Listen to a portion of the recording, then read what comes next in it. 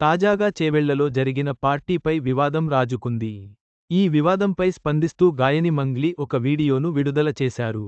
ఆమె తన పార్టీని రేవ్ పార్టీ కాదని, బర్త్డే పార్టీ అని స్పష్టం చేశారు. దిశ వెబ్ డెస్క్ తమ పేరెంట్స్ కోరిక మేరకు పుట్టినరోజు వేడుకలు నిర్వహించామని సింగర్ మంగ్లీ అన్నారు. చేవెళ్ల ఫార్మ్హౌస్ ఘటనపై ఆమె స్పందిస్తూ వీడియోను విడుదల చేశారు. అసలు పార్టీలో మాదక ద్రవ్యాలు వాడలేదని చెప్పారు. అందరికీ టెస్టులు చేస్తే ఒక్కరికి పాజిటివ్ వచ్చింది. అతను కూడా గతంలో తీసుకున్నాడని పోలీసులు చెప్పారన్నారు. మద్యం, డీజేకు పోలీసుల పర్మిషన్ తీసుకోవాలని తమకు తెలియదన్నారు.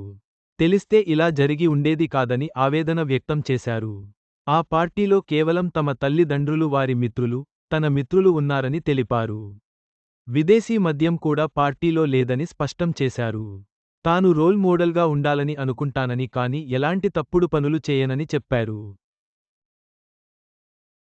తల్లిదండ్రుల కోరిక మేరకు సడెన్గా ఆ పార్టీని అనుకోవడం వల్ల సరిగ్గా ప్లాన్ చేసుకోలేదని అన్నారు.